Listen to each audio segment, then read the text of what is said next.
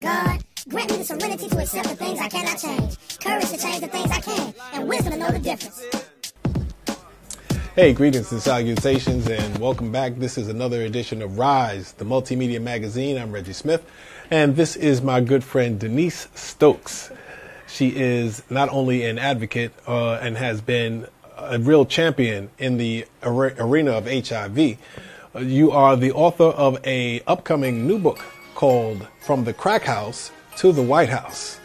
And we want to talk a little bit about the recovery portion and maybe a little bit about what it was that caused you to look at crack as being a solution for whatever it was that you were going through, and then how you've gotten to where you are now. Okay, well, I guess the first thing to be clear about is I don't think that anybody looks at crack as a solution. Okay. But you know, that's important to talk about because a lot of people who don't have personal experience or up-close family experience with someone who's an addict or in recovery, there's this misconception that somehow these were very clear choices that were made. Nobody wakes up and says, I want to be a crackhead.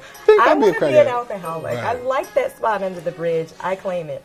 Nobody does that. Right. It's a series of bad choices that are made, for me, that were made out of wanting to feel an absence of pain. Okay. So not having tools for living, not having an understanding of myself, not having a process to deal with emotions, to accept things, to learn where I fit in, to have that inside esteem that said you are, and then I was never able to fill in the blank. And so drinking, which I abused from the beginning. Really? Yes. Which was, the beginning was? It was, the beginning, I had nipped and tipped like many, you know. That little baby Denise. Denise? No, it wasn't me. But I actually remember my first real memorable experience with alcohol was when the day I got diagnosed with HIV. Really? I'd gone into the military entrance processing station because they called me back. I was trying to go into the military, and they called me in, and I went, and I was told, basically, in a nutshell, you have AIDS. You're going to die before you're 21. Right. And I remember my response to that was silence, and when I got home, I opened a bottle of my stepfather's tequila, and I drank it to the worm. Wow. And it was a long journey down from there. But I remember from that point, even though it happened sporadically at first, I just remember from that point that being my go-to. Okay. And whatever I was feeling, I tried to drink it away, and then someone showed me how to sniff a line, and I tried to sniff it away, and then someone had pretty smoke in a glass thing, and I thought, what's that? Right. You know, just really being lost, not just externally, but internally. Yeah, I think the thing there is just trying to wake me up when it's over. Kind of a, you know, for me, in addiction, it was about I'd just as soon die, but I'm too punk to kill myself. So let me just kind of still my mind. Yeah, I just kind of floated. I let life take me where it would, and visit. This might sound like kind of a crazy question. So, did you have any spiritual awakenings when you were getting high? I felt like I was disconnected from everything. I felt like I was watching life happen and I wasn't a part of it, but there were moments when I was so painfully aware of what my life was and where I was that I couldn't stand it. It was like everything being on fire at once. But then I also remember in moments of clarity just knowing that no matter what, you have to write. So I would literally be in crack houses finding bits of paper and something to write with, because there was still, you know, even with all the stuff I was putting on top of it, there was still something inside that I felt needed to come out. And I just remember beginning to have vague thoughts that I want to live before I die. Wow. I just wasn't sure how to do that.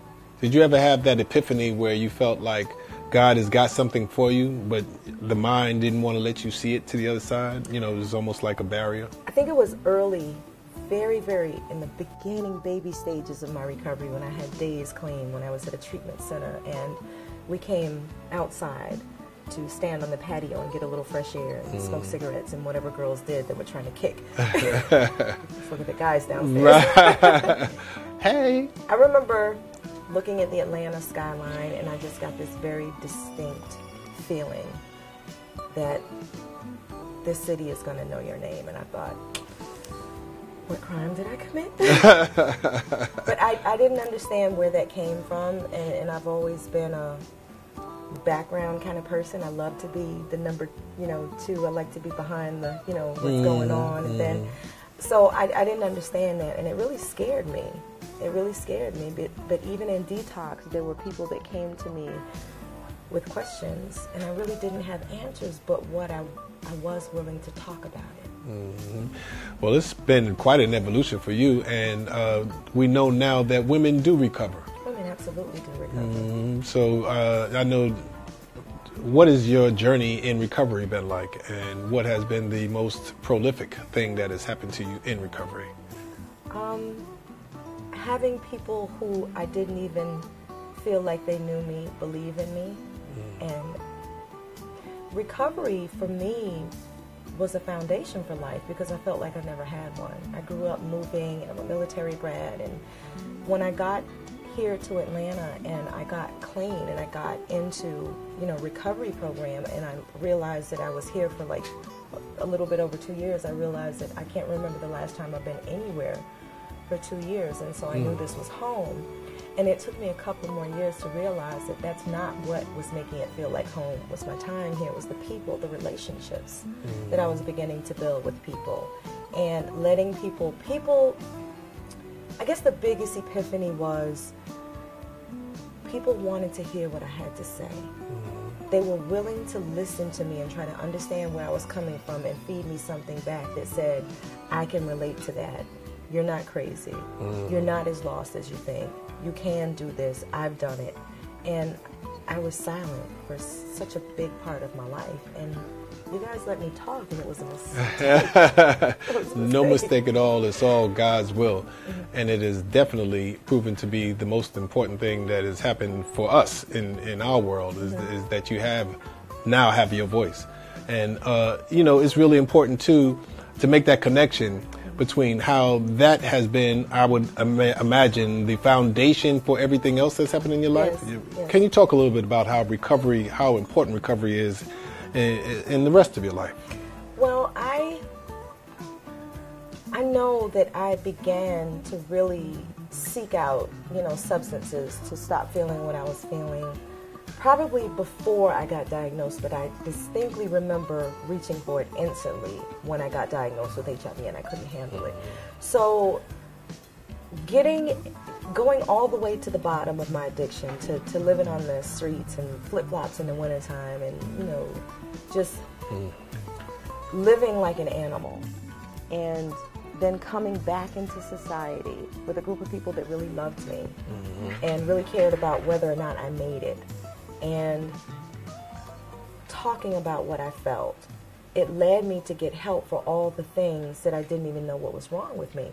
So I appreciate being an addict, not because of what I had to go through, and not because of the choices that, I made that hurt and that hurt my family members and hurt, my community and society in general. Not because of that, but because it molded something in me that said no matter what you've gone through in your life, you can come out of it. No matter how destitute you feel, you can have this feeling of abundance. And it all occurs when you communicate, when you talk about where you are, and you let other people have some input into your life. Wow. And then you give it back. Wow. Wow. Well, you most certainly are giving it back. And the recovery has really just overblown, overgrown into every aspect of your life. And it surely looks beautiful on you.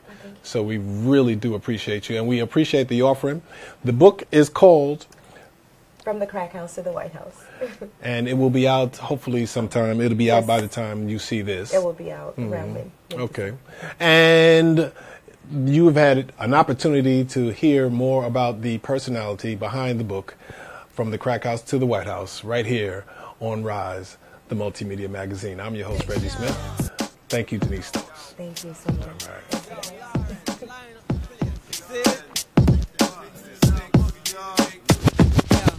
It's funny how money changes situation. Miscommunication lead to complication. My emancipation don't fit your equation. I was on the humble, you on every station.